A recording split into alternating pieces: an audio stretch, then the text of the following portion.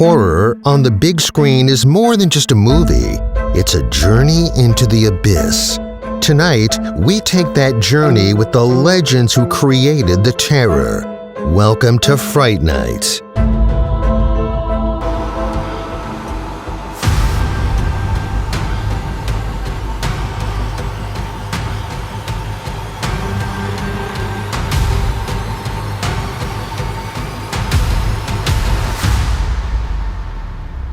Onwards, killer girl.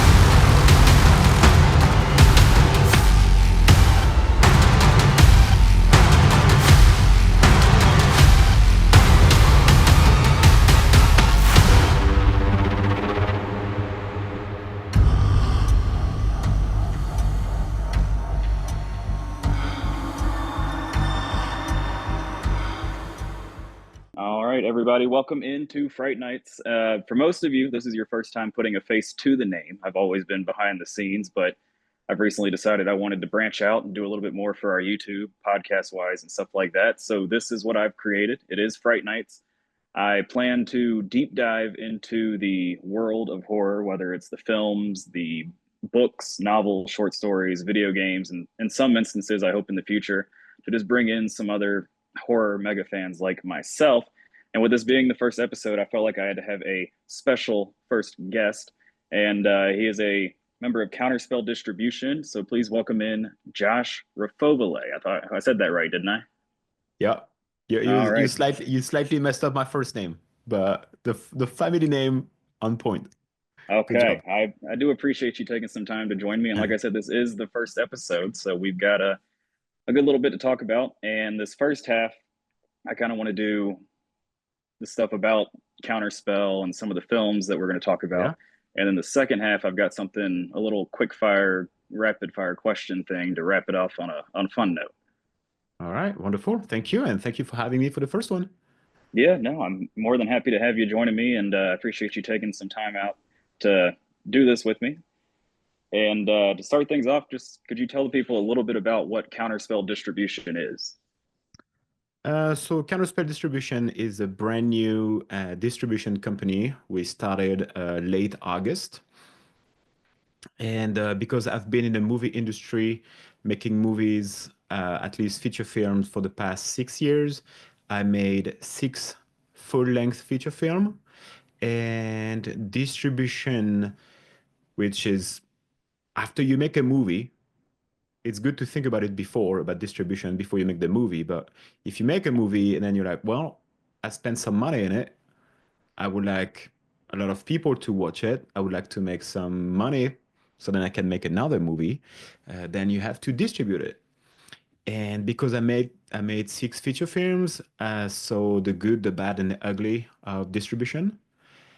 And so by creating my company, I just want to give the good to the filmmakers and not go through the ugly and the wait and you can hear so many crazy stories if you ask filmmakers with distribution. So with a friend who makes also one movie a year, we decided, well, why not, tag team on this and create our own distribution company. So to make it more transparent, ethical, and yeah, stress-free. All right, I know you're on the West Coast, correct? Where is Yeah, I live in Vegas right now. I used to be in California, but about 3 years ago now, moved to Las Vegas. Okay. So yeah, we've got a little bit of a time difference here tonight, but Yeah. you had mentioned you have a number of full-length features. There's 2 that I want to focus on tonight in the horror aspect. If I've missed some that I haven't seen, feel free later to bring those up and tell us a little bit about what we've got. But the first one I Sure. want to bring up is, like I mentioned to you before we started here tonight, was one I had just found out was on Tubi this morning, and that is Shackled. Yep. Um, according to Tubi, that one came out in 2023. Is that correct? Yeah. So it was shot in 2020, Okay. went through a long run of film festivals, and got a sales agent, got a distribution deal, and finally out May 2023. Yeah. So see, it takes And some time to yeah, release a no, and movie. one of the things I really liked about that film was that pretty much the whole thing was set in just one location, that truck Hmm. on the cliffside, and I thought that was a cool aspect. Were there any challenges, because you said it took some time to get it between filming and out, in having just one set, like with location wise Well, or anything like that? the main question is more why? Why just one location? And it's because it was COVID. It was August 2020, and I was supposed to shoot a movie in April 2020, but the whole world shut down in March. Yeah, So the movie got canceled. There was too many crew and cast and crew, too many people. So it got delayed at first, then canceled. Sorry. I was pretty frustrated about this, and so I was like, I really want to shoot a movie. It was supposed to be my second feature film. And I've waited like 2 years before making my second one. I was writing a lot, and I was like, I really want to make a feature film. So one of these COVID night when you just stuck at home, I was like, okay, how can I make it work that it's just um, one location, minimum cast, minimum crew. And so to make it short, it's about this lady who is in the mid, it was chained up to a pickup truck in the middle of nowhere.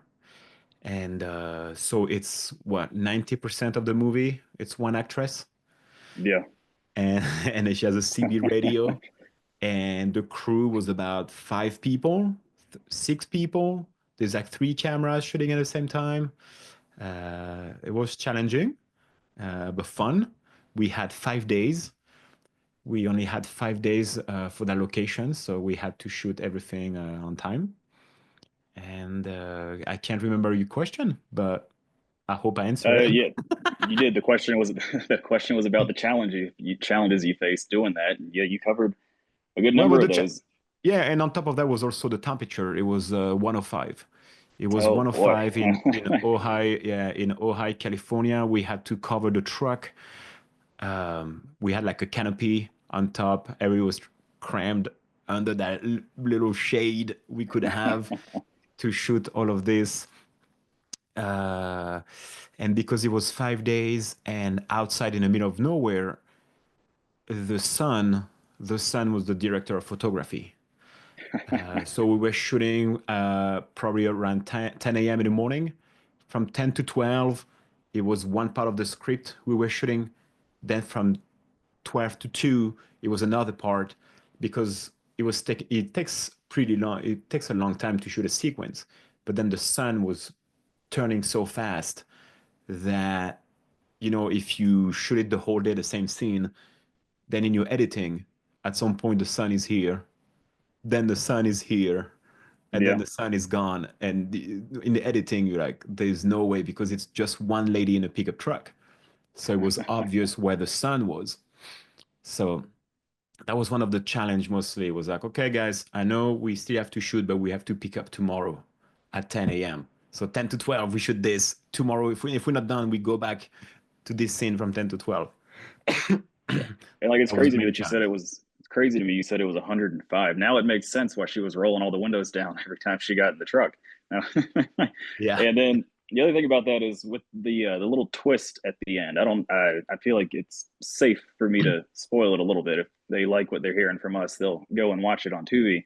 But correct me if I'm wrong with the way I took this. Was that the entire thing supposed to be in her head while she's in the coma after the accident? I'm nodding. I'm nodding. Yeah.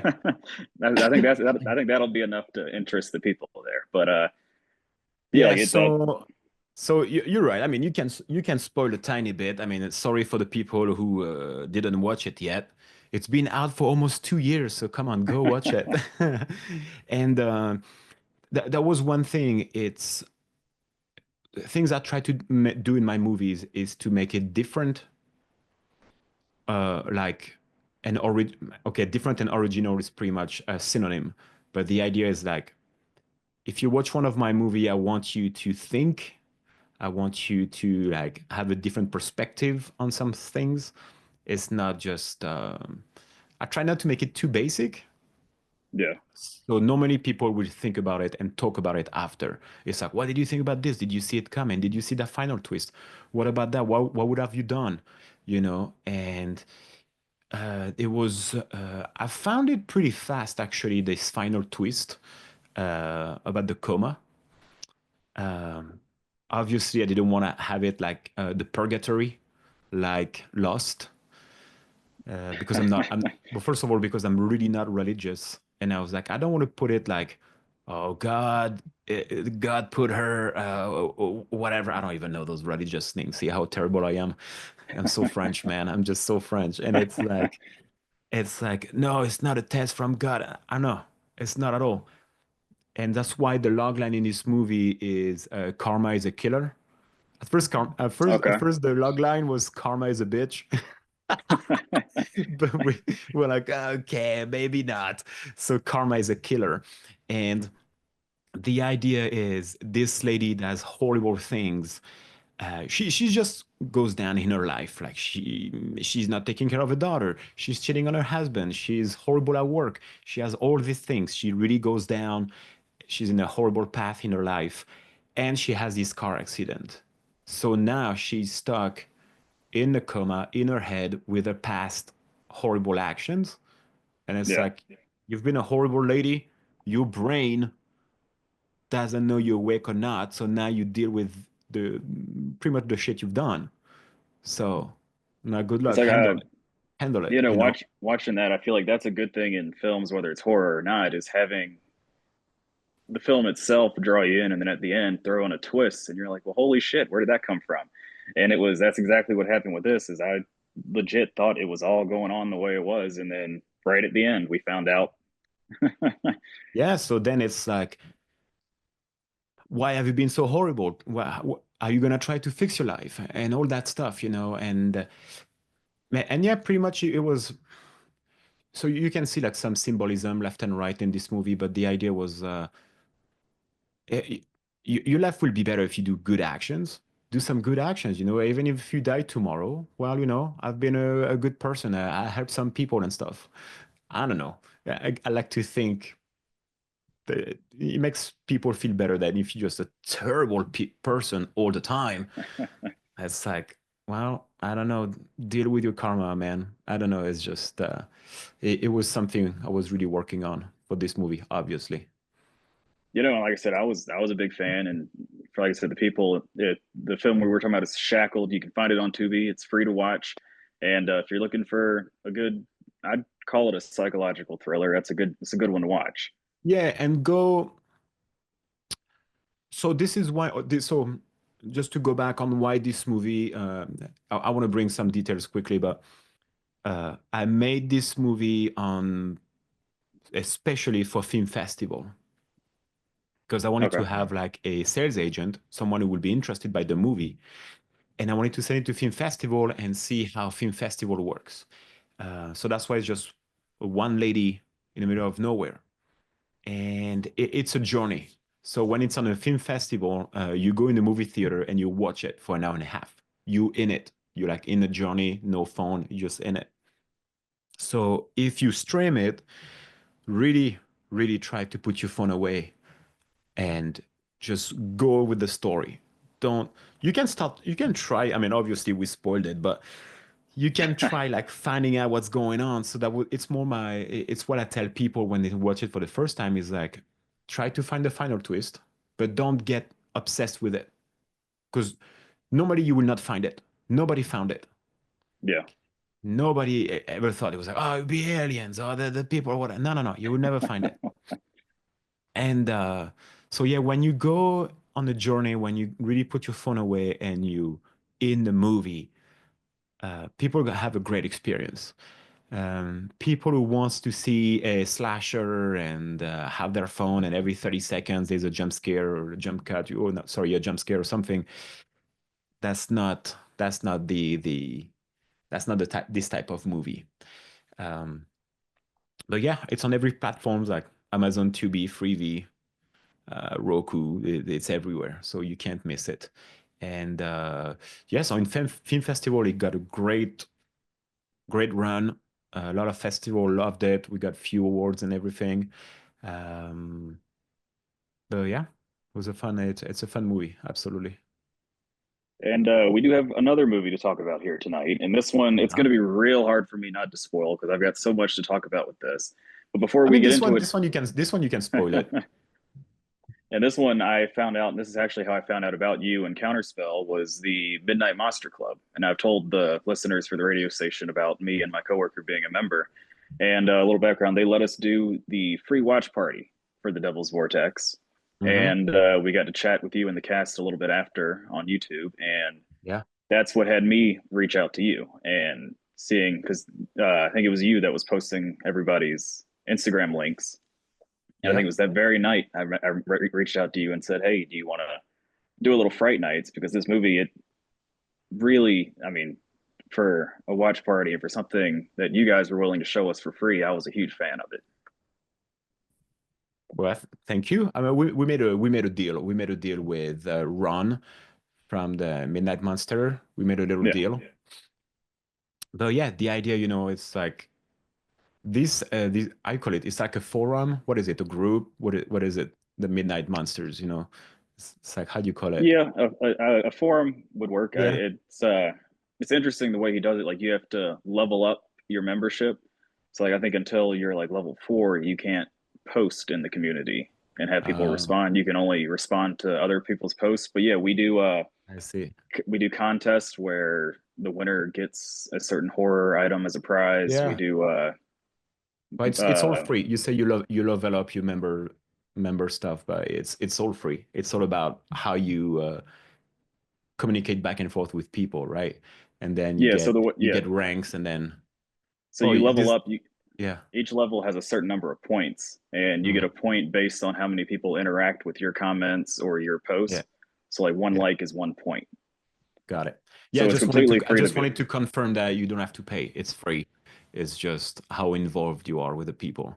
And but yeah, when I joined this group, so I saw this random ad on Instagram saying like, "Hey, we do reviews of horror objects, artifacts." I don't even remember what was the ad. It was weird, and I was like, "Well, what about you guys do reviews of my horror movies?" That's how we started. And Ron Okay. was like, "Well, I don't know, maybe." Uh, it's like just join the forum and stuff. I'm like, okay. So I went to check it out, and that's how it started. And it was in November, and there was like 2,000 followers. And in January, when we did the screening, it was like 10,000 people. And Yeah, I I think we're haven't. close to 20,000 now. It's getting There up we there. go. Yeah. Yeah, that's based on exponential how it goes. I didn't check like the last 4 weeks, and I'm not even surprised. But this is wonderful. People are really involved and stuff. And I was like, as a distribution company who has a horror movie, having access to 10,000 or 20,000 people who love the genre, I mean, it's wonderful. It was like, hey, we have a movie. Come check it out. And Yeah, so yeah, and that Ron's been very nice, and I barely know the guy. The when we did the screening, it was the first time I saw him.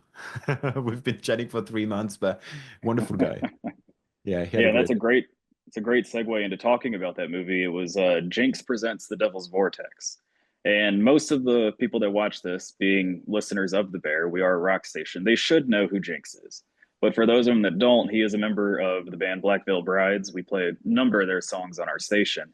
And I guess I want to start it off with what was it like working with him? Because I'm not sure if that was his first acting role being the narrator or not. I don't know if you could shine some light on that.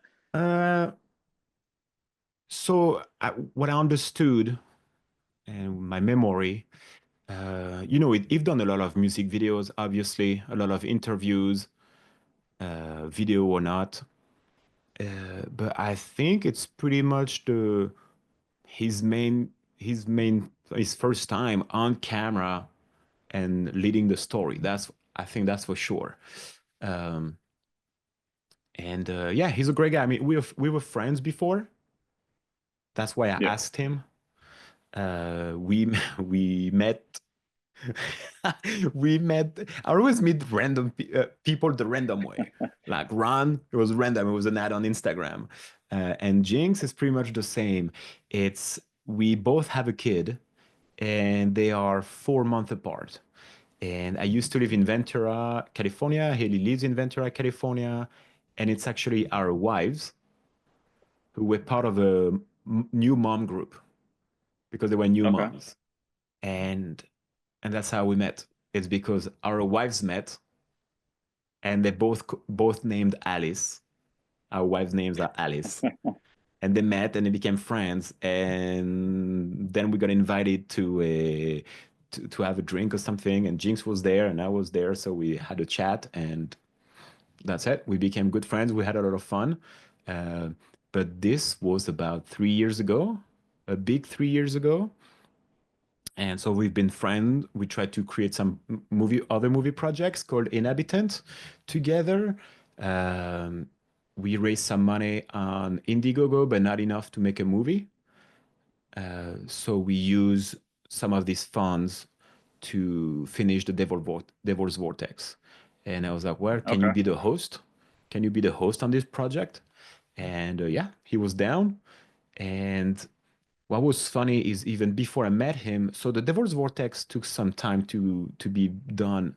It took 3 years because it started just as Nelson and I wanted to make short movies together. Like one will produce, the other one will direct, and switch. Whoever writes the story, then he directs it and stuff. And I met Jinx after, and we started with this all those short movies were are taking place in this house, so it's kind of like a haunted house. And Jinx was not born but raised in a haunted house in Iowa. And I was like, well, I need a host for this movie. It's kind of a haunted house. You raised in a haunted house. Let's make it work. And that's how we created the story of the host. So for people who don't know, actually, and it's a horror anthology. There's 6 short movies, and in between, there's Jinx linking the stories together and bringing his own experiences from his youth. And so, yeah, at the end, everything was working. I was like, well, that's the theme. That's what you've been through. So you probably know about it. So we wrote a story together. I wrote with my friend Blake, we wrote a story and then we adapted with Jinx based on his experiences.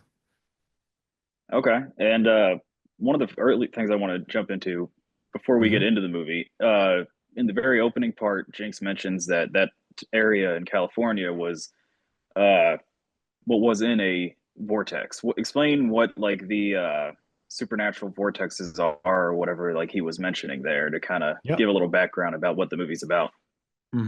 So the movie is taking place in Ojai, California, and you spell Ojai, Ojai. It's some people call it the last hippie town in California. It's super hippie. It's still very woo-woo. There's a lot of rich people and stuff, and some different type of people, but it's really about. It's a lot about crystals and every woo-woo, all the woo-woo thing you can think about over there. It's hardcore. And Ventura is the town next to it. And so we've been the producer and co-director Nelson lives in Ohio. He has a ranch, so we use the ranch to shoot the short movies. And so the more I was thinking about how can I link those movies together, I realized that Ohio. I don't even remember how I heard of it, but Ohio supposedly has 7 spiritual vortexes. Okay. And it's a thing that the Chumash, the natives, the Chumash knew for like obviously centuries. about those devils, spiritual vortexes. And supposedly those vortexes brings you more like a different type of energy, brings you like artistic inspiration, help you to create stuff, makes you feel better.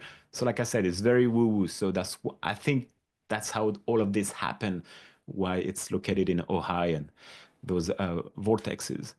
And same, I mean, obviously I'm not born and raised in the US, so we don't have Native Americans. So I was learning about all of those stuffs. And I never heard about spiritual vortexes, and I thought it was really fun. And same, I don't really believe in it, but I was like, I want to use it for my story. And the idea is like one of those seven vortexes is turning dark, and that's where the house is located in the middle, like the eye, the eye of the vortex.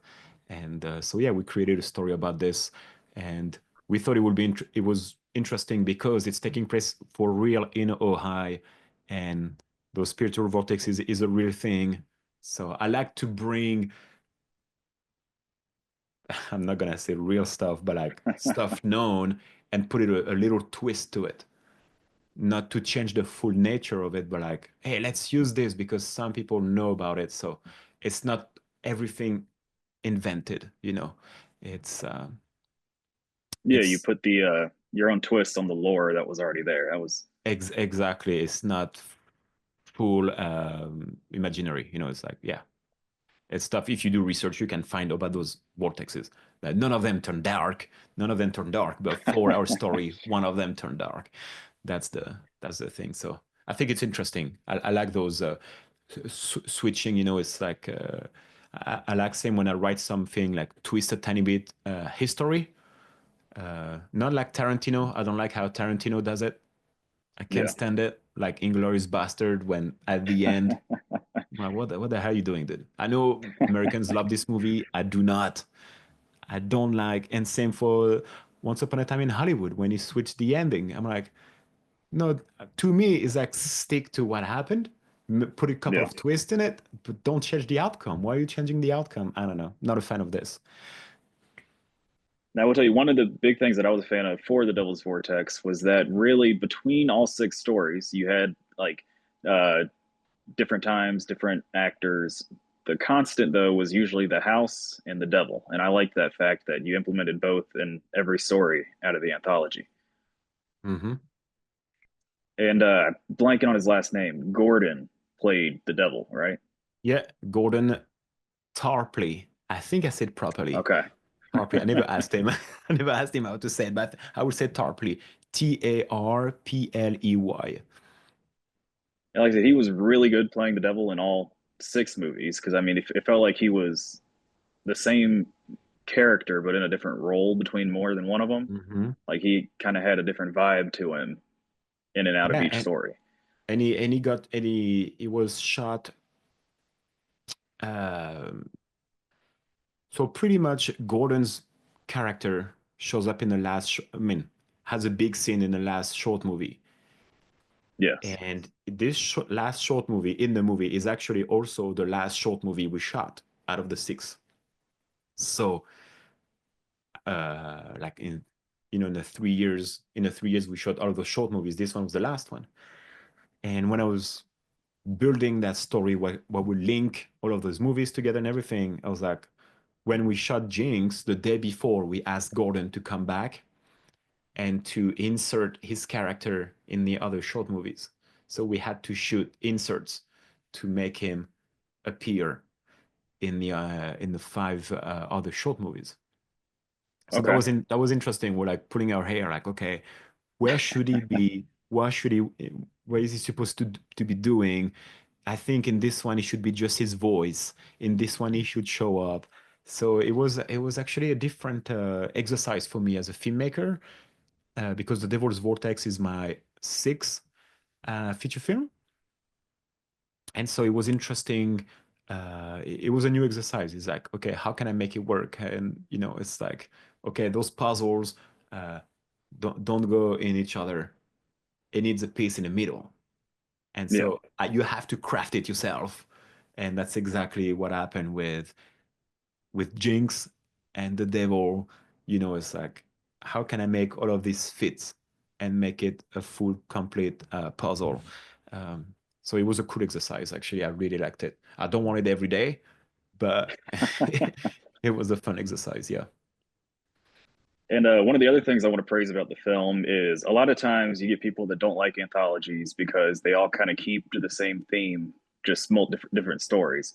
I feel like with the Vortex, we have each story be like a kind of different type of horror. We've got one that's got the violence, we've got one that's psychological, one that's got the monsters. I feel like even if you're not an anthology person, this Mhm. film has at least one story that'll appeal to pretty much anybody.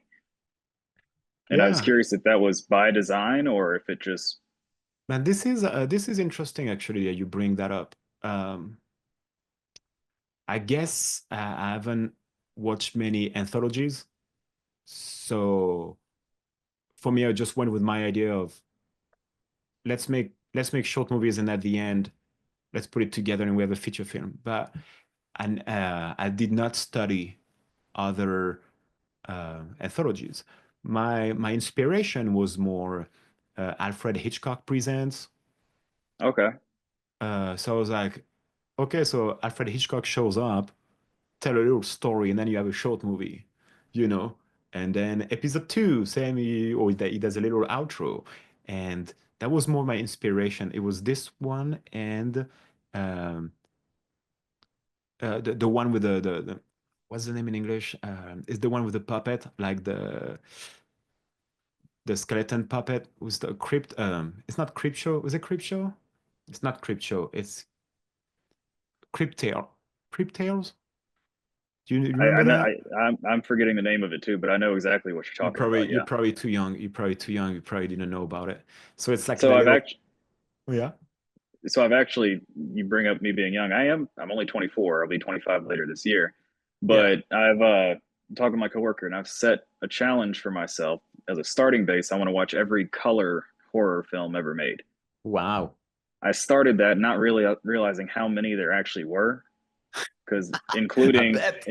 including Devil's Vortex and Shackled, I'm only at 219, and I'm only chronologically up to 1967.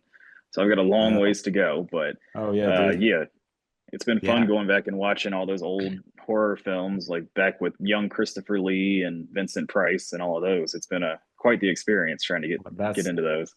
woo, that's a journey, man. That's a journey. Good for you. Good for you if you can do it. But yeah, so the thing with the puppet, like the skeleton puppet, is something from the 90s. And same, it's like there's an intro to the movie, then they put the movie was like half an hour, 45 minutes, and then you have an outro, and then that was the end of the episode. So that was more my idea uh, for anthologies. And so I did not study anything special. And the one I just watched before shooting with Jinx uh, was the one with Guillermo del Toro, the Cabinets of Curiosity Okay. on Netflix. I was like, okay, how does he present? Because I was trying to reinvent. That's the thing. I was trying too hard to reinvent how to present a short movie for an anthology. Uh, but when you watch Alfred Hitchcock or Guillermo del Toro or the Puppet, they're presented the same way. And I was like, let's do it like them. It seems to be the base. So I can think about fixing the other part of the how to make it work for the anthology. So let's stick to just it will be Jinx in front of the house and talking, and it will work. Then we can go fancy on the story and no, not too many challenges. Let's try to make it work. Um, and the question, I guess, or something like this. Tell me, what was the question again? I go on those Well, rabbit you holes. did, yeah, you did answer. I had asked if it was if you had planned it that way, but you went No, ahead and answered so that for me. no. At first, it was really with Nelson Cooper, the co-director. We're like, let's write three short movies each and shoot them. Uh, for me, I had three ideas. So that's it. I wrote them and we shot them. And for him, he had three ideas, but one of his movie was too difficult. There was issues with scheduling and everything, so he wrote a new one. Um, but no, at first was like, let's have some fun. Let's make some cool short movies because even if there's no, because the anthology idea came up like a year and a half in out of the three. So it was not the main idea, like, oh, let's make an anthology. Not at all. So it was like, let's have some cool short movies. We send a couple to film festival, and then the idea built, came up this way. I was like, I would love to make more short movies, and that's one thing too that recoup with distribution. It's you can't really sell a short movie. It's very rare, and it's very rare a short Yeah. movie makes money because the market, because the audience, it's it's a thing. But I was like, I really enjoyed it. It was really fun, and I want also my cast and crew to see their work online. So I think if we make it an anthology who is like over 90 minutes, then that's great. We can put it on streaming platforms and everybody can watch it and enjoy it. So Yeah, that's like I how said, I thought it was we're. great the Mhm. way you organized it because, like I said, each story, whether you're like if you don't like the violent horror films, there's still a story there for you. If you like the psychological stuff, there's one in there for that too. So I really did feel like it had a little bit of something for everybody. Nice. Well, thank you. And yeah, and again, trying to make them slightly different. I'm not a horror buff at all in movies. It's the genre I never watch actually. I create horror movies. I enjoy killing people, but I don't watch them because most of the time I think the characters are dumb, and that it pisses me off. It pisses me off so much. Uh, I watched what was the French movie actually. I didn't know it was French at first. With Demi Moore, who's in the Oscar right now. The Not the Antidote. What's the name of it? The Oh my God, my brain. Uh, Is it the one that just came out recently? yeah, yeah, yeah, yeah. Um, The the robot girl. Is that the one you're talking about? No, let me. Oh my God, my brain. Forget about it. People like the substance. People are probably Okay. screaming behind their whatever they're watching it. You fucking idiot! The substance. Yeah, okay, I call it the antidote. My bad. um, so yeah, the substance. Uh, I really enjoyed it. I really enjoyed this one, and I think okay, it's a thing we have to talk about it a bit. Um, it can be very difficult for me to write a story with Americans, like born and raised in the US, kind of never moved out of the US, Yeah. has a regular education, because it doesn't work as a French. The sensitivity it's too different, and there's some stuff I want to push, or there's some stuff I want to tweak, and my American friends are like, "What the fuck are you talking about? What do you mean of this?" I'm like, "No, dude, dude, because it's about this, it's symbolism, or it's more about how they feel or whatever." And the American is more, "Okay, dude, I got a gun. Okay, I'm gonna make it." I'm gonna make it stupid. I'm gonna make it stupid so everybody understands. It's like, okay, got a gun. Everybody actually takes the knife and fucking knife the lady. I'm like, okay, I guess. I don't know. It's more to me. It's more basic. It's so sometimes it's difficult for me to translate to an American audience. And so sometimes I'm like, okay, I think I'm going a tiny bit like shackled. Sometimes I'm like, I think I went a tiny bit too far on what I'm trying to bring to the audience. So I kind of understand some. Americans are like, what is it? What is he trying to do? But some French people will be like, oh my God, dude, that was so deep. I'm making a cliche. I'm making a big cliche, but for people to understand, sometimes communication is difficult from one education to another one. And so for the substance, I really enjoyed it because the director is French.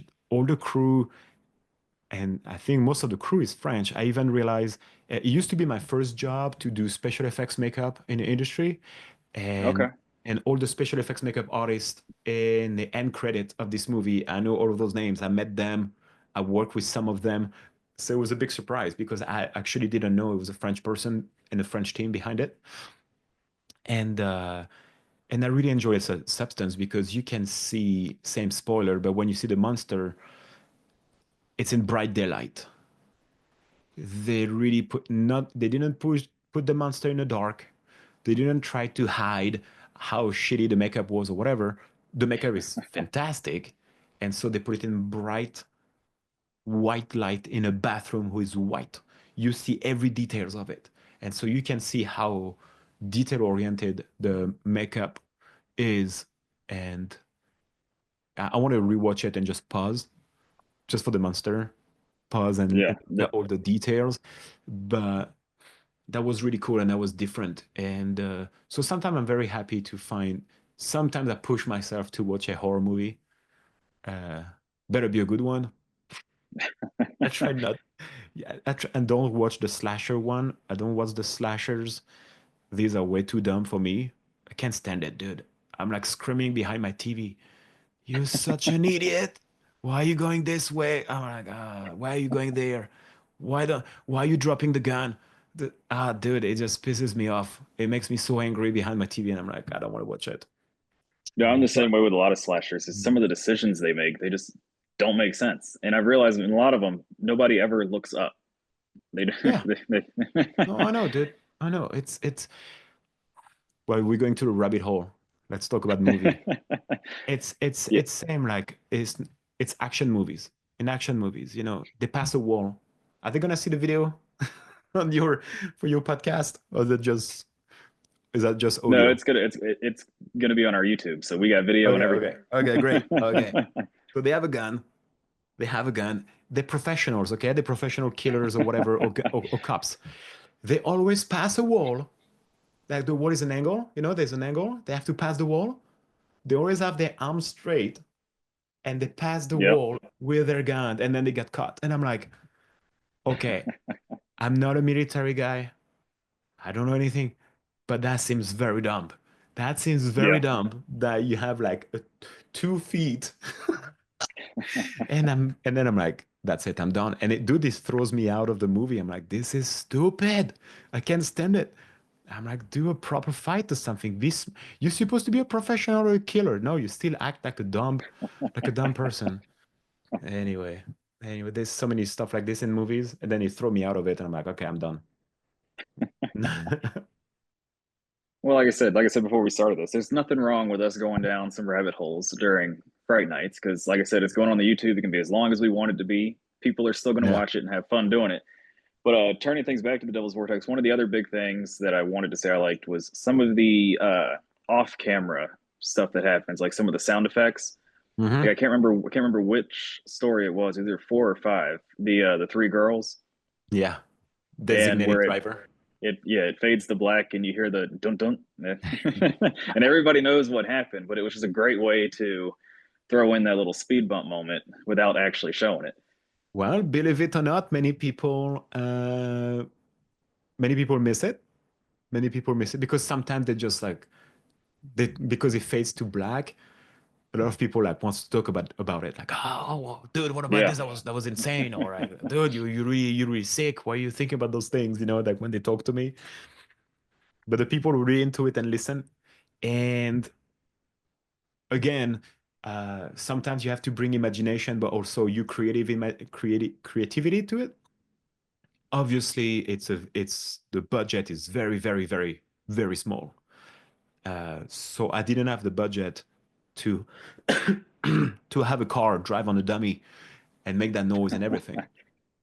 But I knew in the editing, I was like, dude, it will be just an extra little layer. So as my sound guy, I'm like, hey, it's fade too dark, but now she's driving on a dead body.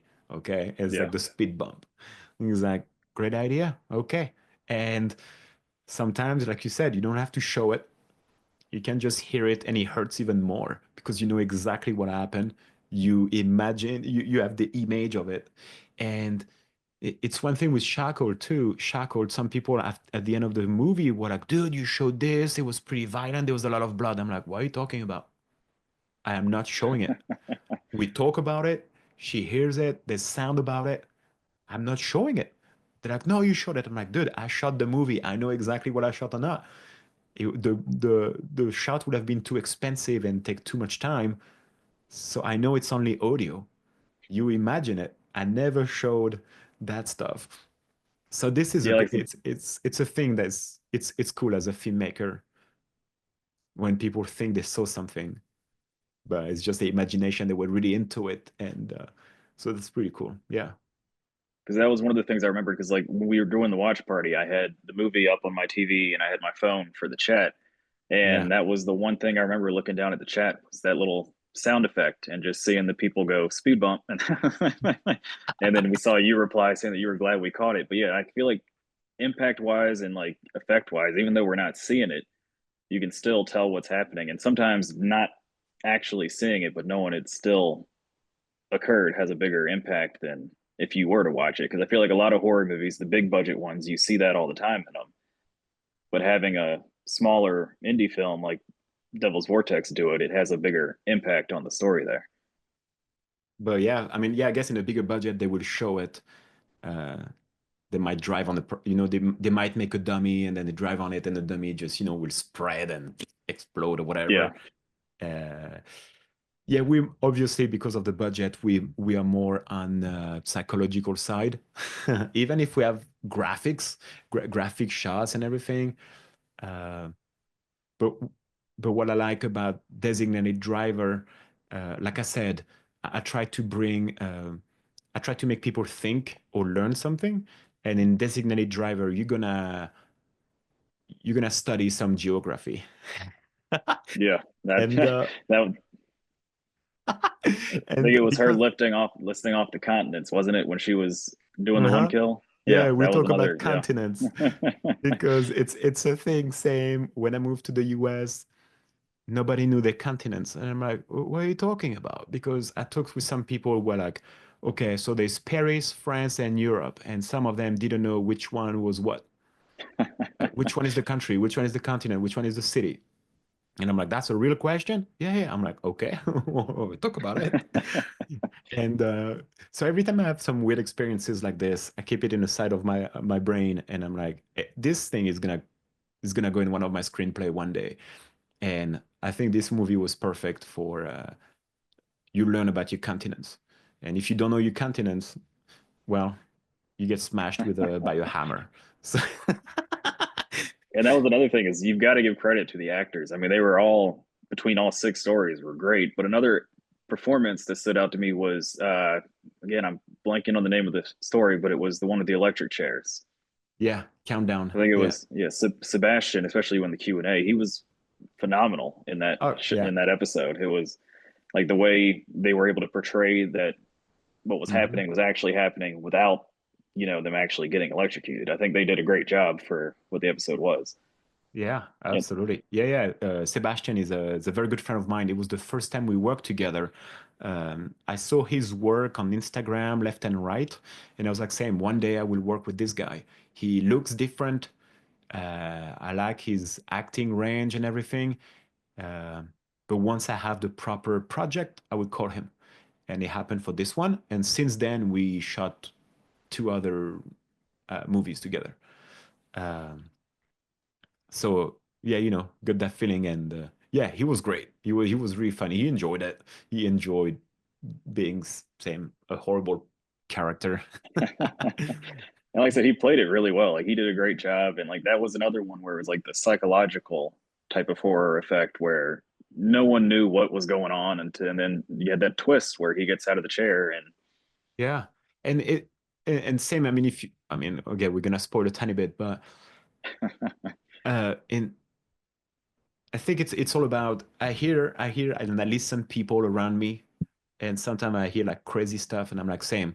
I'm gonna use it one day in a screenplay. So you never know. Some friends tell me stuff, and I think they stop in a mid sentence, and they're like, if I keep going, he might put it in a screenplay one day. But I know I don't want to say who they are, but I know this couple. They're together, but not married.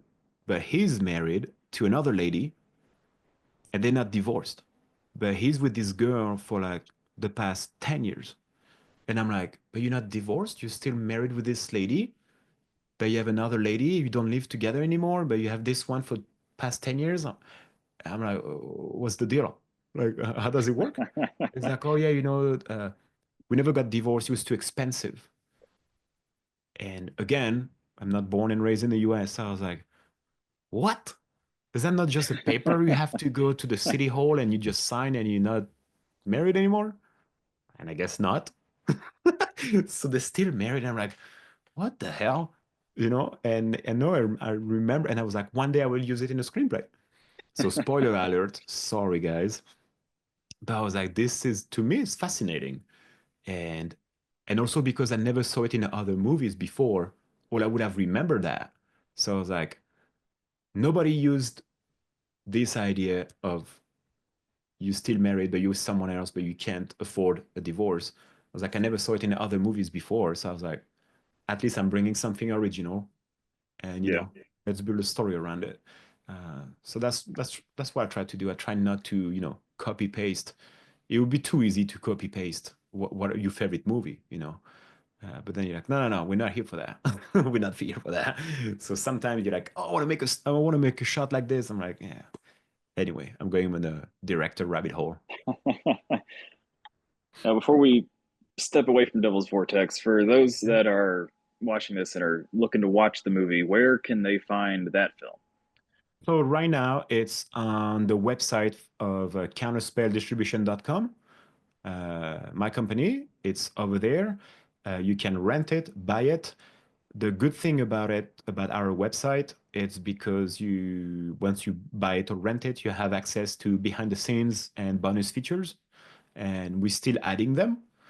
We still want to do a commentary version with Nelson, the co-director, and also Jinx.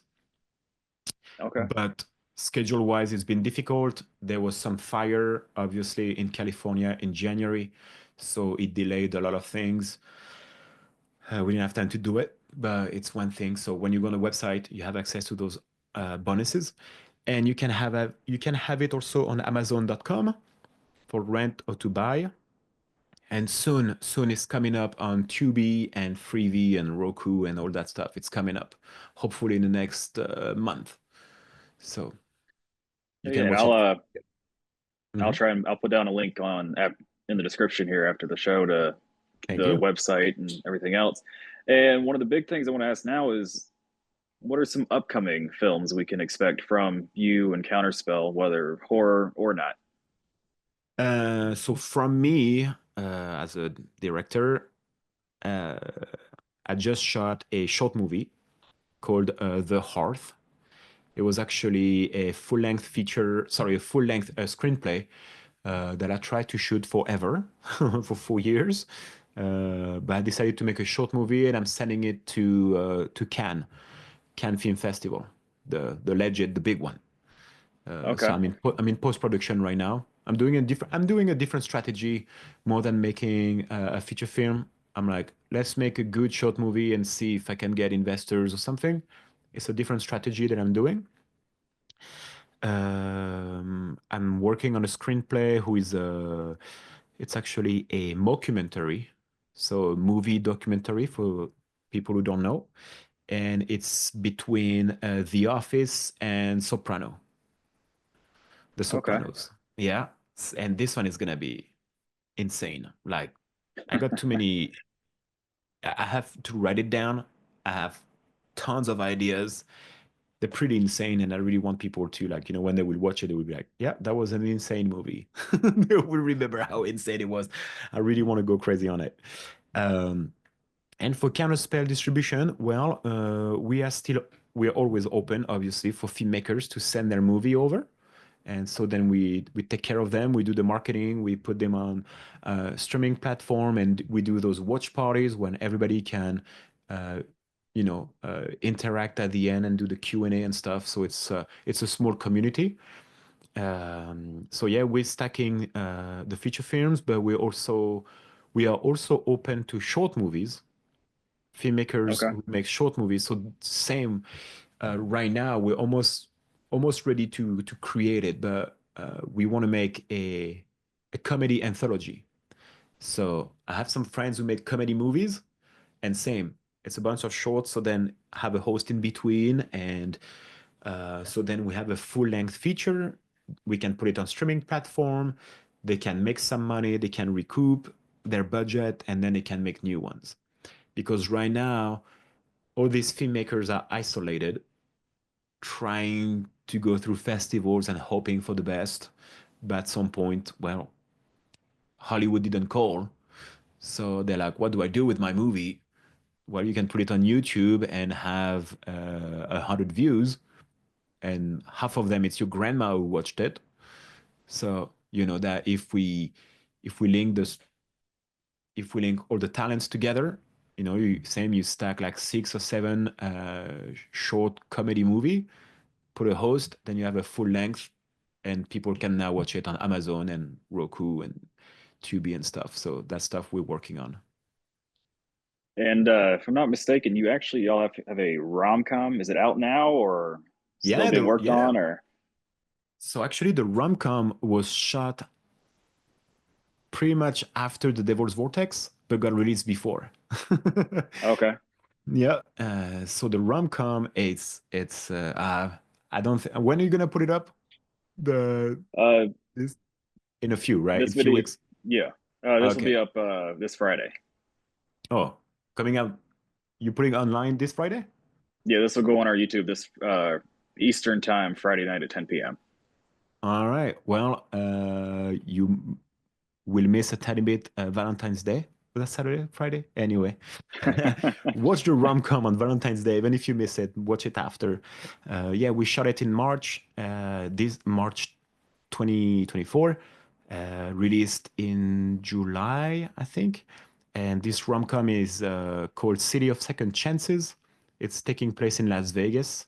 And so City of Second Chances is one of the nickname of Las Vegas.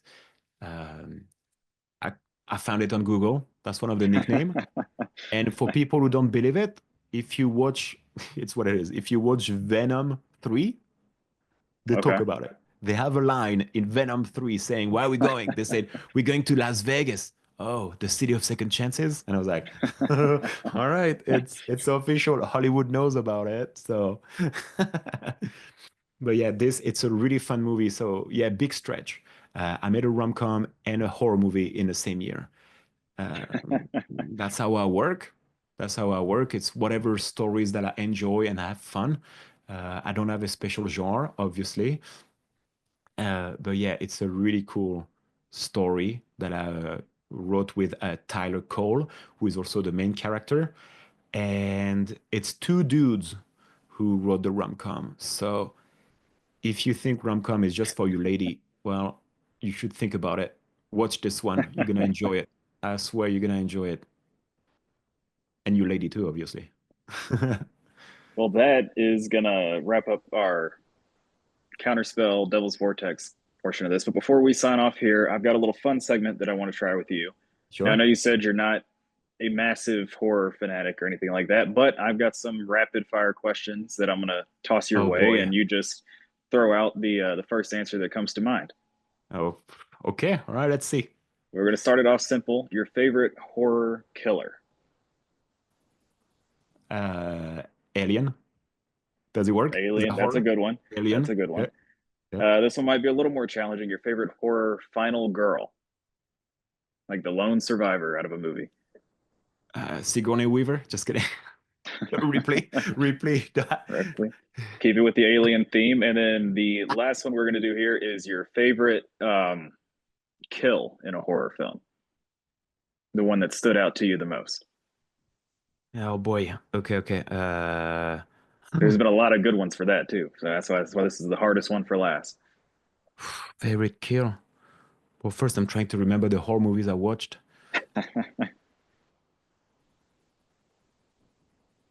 Oh, I don't know, man. I mean, I love the movie Christine. I love the movie The Thing. very Carpenter. I'm a very Yeah, I guess the killing in most of the all the killings in The Thing. I thought it was Okay, really yeah, fun. that's a good answer there. The Thing's a great movie, and Yeah, yeah, Jas, we've been talking for an hour now, and I've had a blast doing it. I hope you had some fun tonight as well. absolutely. Thank you for inviting me. Thank you, man. Of course, and I look forward to more watch parties with the Midnight Monster Club in the future, Yeah, and maybe down the line after we've had a few more films come out for me to watch and check out, I'll have you back on as another guest. absolutely. Yeah, thank you.